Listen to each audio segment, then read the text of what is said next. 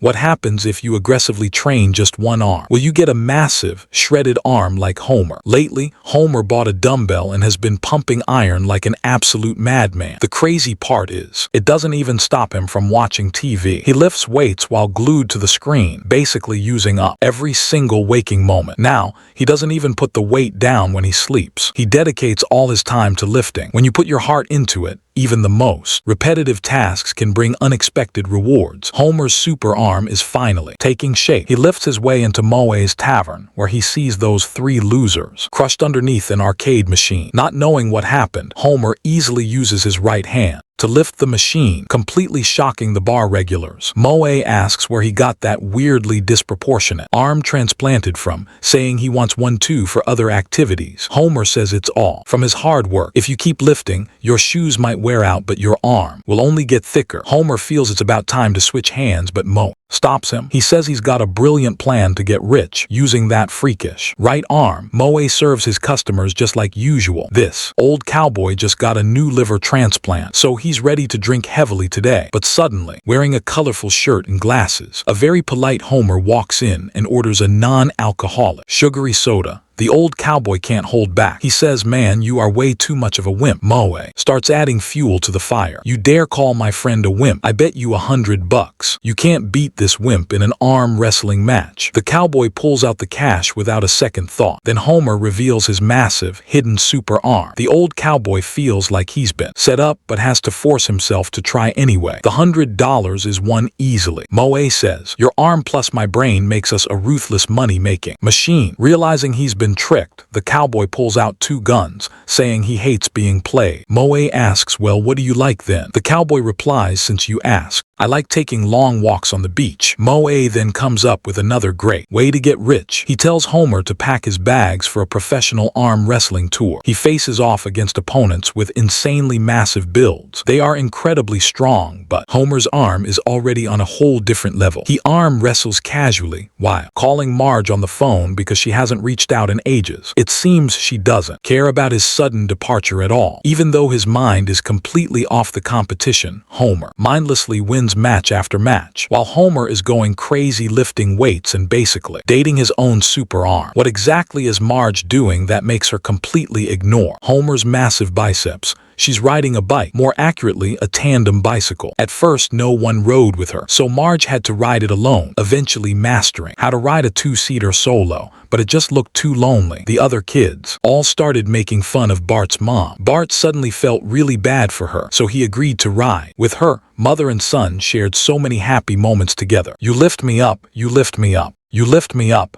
Leaving Springfield, they head south, fueled by just a few bowls of rice per 100 miles. They stop at a very elegant-looking tea house. Marge genuinely enjoys the tea, while Bart doesn't drink a single drop. The trip leaves a beautiful impression. The next time Milhouse comes over to ask Bart to go out and play, Bart chooses to go biking and drinking tea with his mom instead. But the tea house doors are shut tight. Marge sees a note saying sorry, but because rat droppings got into the cake, someone complained and we had to close down. Marge throws the note away, joking that the owner died. They're happy. Secret spot is gone. Now it seems they have no choice but to return to their normal lives. But Bart doesn't want his mom to feel sad. He invites Marge to his treehouse for tea. Marge takes a look at the treehouse. As expected of a boy's territory, it's completely falling apart. She spends a little bit of time instantly transforming it into a cozy tea house, and then takes Bart to the supermarket to buy a fancy teapot. Unfortunately, they run into some bullies from school. If they find out he's buying teapots and having tea parties with his mom, it would be way too embarrassing. So Bart lies and says he just casually stole a teapot to add some edge to his day. But the bullies say, "Stop pretending. We saw you and your mom riding a bike together. You are such a little mama's boy." Hey, how is he supposed to survive at school now? Seeing his mom bringing out a custom-made jacket for him, Bart throws the jacket away and smashes the teapot. "I am sorry, but I am not some good little boy. I only hung out with you because I felt sorry for you." Bart rushes back and destroys the tea house. A real tough man stands on his own. "How could I ever be my mom's little sidekick? My future is vast and limitless." Lisa comes up to remind him that their mom has been downstairs petting the dog for ages. Marge pushes the tandem bike and wanders around aimlessly. From the east side of town to the west, the old happiness is totally gone. Things look the same, but everything feels completely different. This bike has no meaning anymore, so she simply sells it.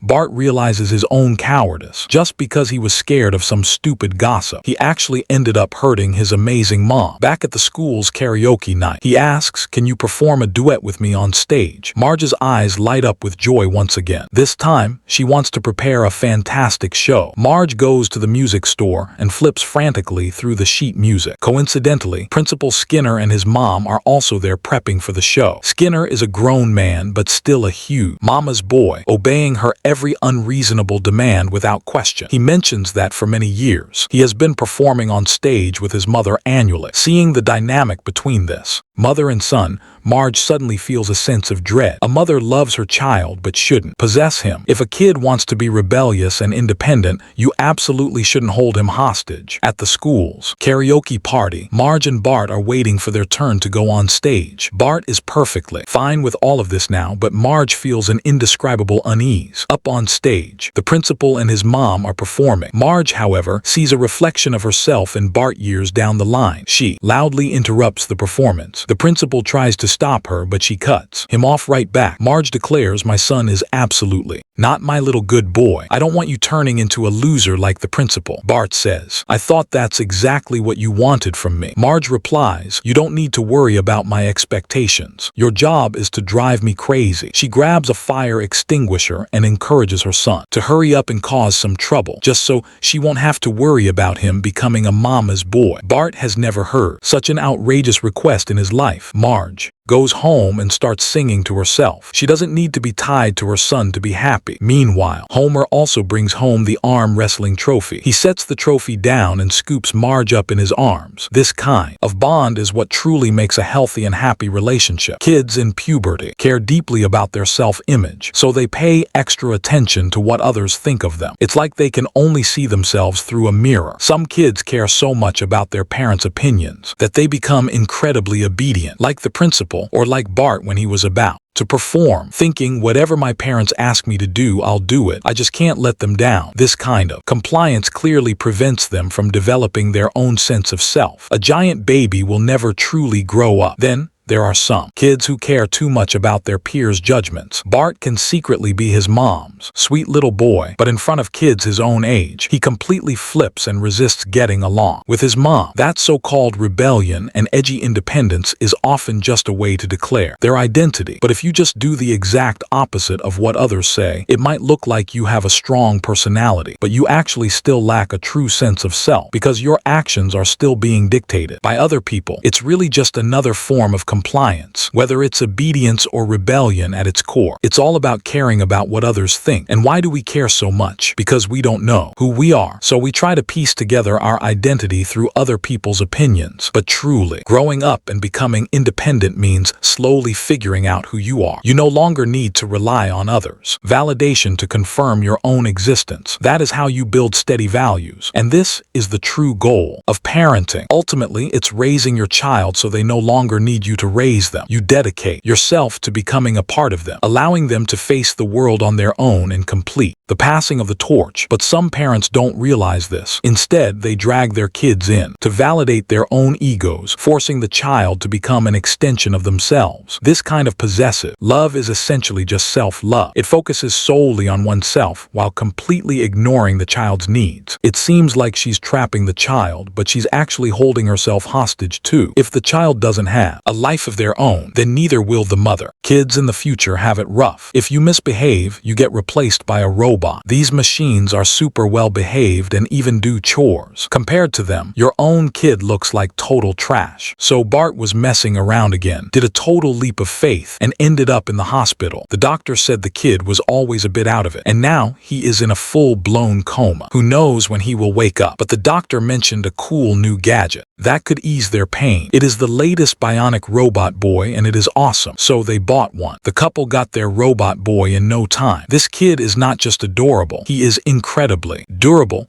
Homer tested him out, realizing he could just strangle him as hard as he wanted. More importantly, the robot boy is loaded with skills. He turned household chores into an absolute art form. He gives amazing massages without a single complaint, and even makes breakfast for the whole family. Bart must have sensed he was being replaced, because he suddenly woke up in the middle of the night. When he got home, he realized he actually had been replaced. Homer told him it was not a replacement, it was an upgrade. So Bart started competing with the robot boy. He tried showing off to his classmates by shooting milk out of his nose, but the robot pulled out way cooler party tricks, like serving up soft serve ice cream. He totally won over Bart's rival, let alone the rest of the kids watching. Desperate for Marge's love, Bart picked some random wild flowers for her, but the robot boy went way over the top, making a custom light display for her. Bart realized he could not win. Playing fair, he had to find a chance to completely destroy the robot. Seeing the boys fight, Marge and Homer had to figure out a solution. Homer thought for a second and made a big decision. He drove Bart out to the middle of nowhere and said, "Look, we have been like father and son for years. I almost actually believed I was your dad." Bart was so confused, but Homer told him they had made their choice. The robot boy was obviously